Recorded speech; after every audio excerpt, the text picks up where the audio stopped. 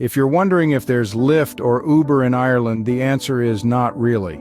Lyft does not operate yet in Ireland, and Uber can only be used to call a taxi or limo.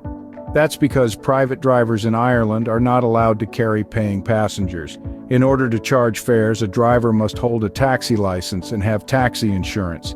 Despite this restriction, however, there is a popular Uber and Lyft alternative called FreeNow, formerly known as My Taxi. That's the subject of this video. FreeNow is simply a way to book a taxi in advance and know how much your fare is going to cost.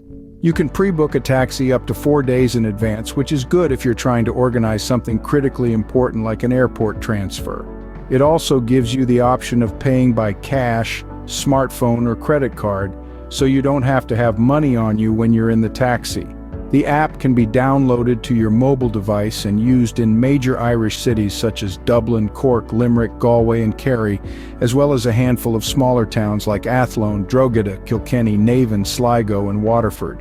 If you're heading to mainland Europe during your vacation, you can use FreeNow in over 100 cities in the following 9 European countries: Austria, France, Germany, Greece, Italy, Poland, Portugal, Spain, and the United Kingdom.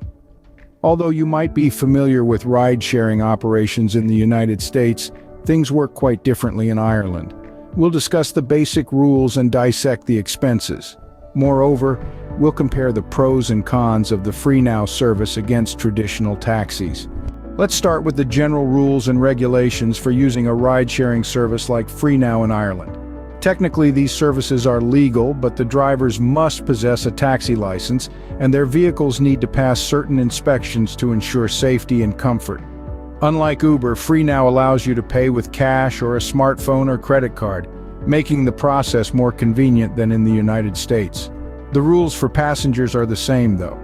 Be at your pickup location when your ride arrives, buckle up for safety, and be courteous to your driver. Remember, you're stepping into their workspace, so you should maintain a respectful environment. And a quick tip, don't forget to rate your rides. This helps maintain the quality of the service for everyone, just like it does in the United States. Next, let's discuss the costs and fees associated with FreeNow in Ireland. These services have 2 main components that determine your fare. There's a base fare, which is a fixed amount that gets the meter running, and a distance fare, which is set before you get into the car. Prices can fluctuate based on demand, meaning they might be higher during rush hour, on weekends, or when there's a big event in town.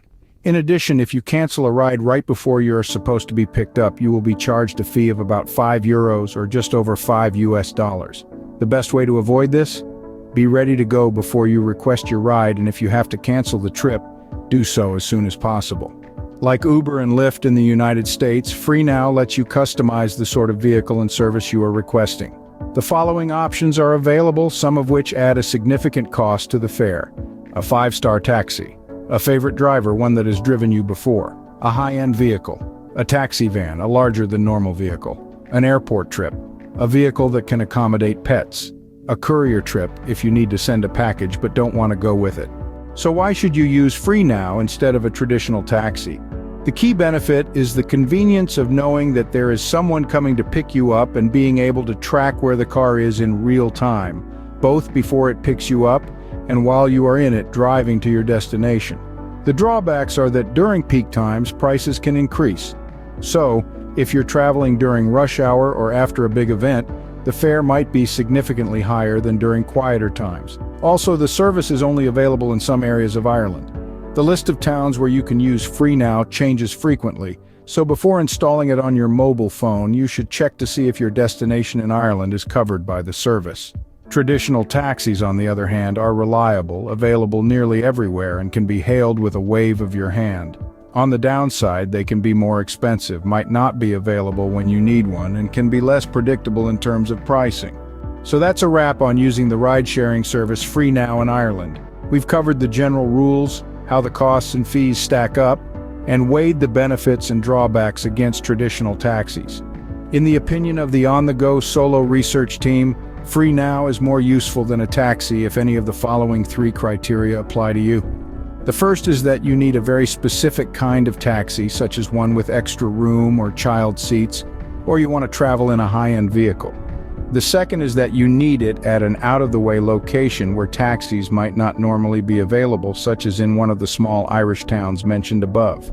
And third, free now is useful if you're in one of the 9 European countries mentioned above and you don't speak the local language. Booking online in Berlin, for example, would avoid the kind of stress and misunderstandings that could arise if your German driver didn't speak English. In most cases, though, we at On The Go Solo don't really see any benefit to using free now, especially in large cities like Cork and Dublin. The rates are the same as regular taxis, and if you hail a taxi on the street, you don't have to be concerned about them assessing fees and penalties on you. If you decide that free now might be useful to you during your trip, you can download it from the Apple and Android stores to your mobile device.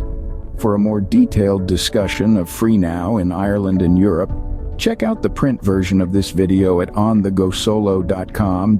Thanks for watching, and remember, we'd love to hear about your experiences. Don't forget to like, comment, and subscribe to this On The Go Solo YouTube channel for more travel tips.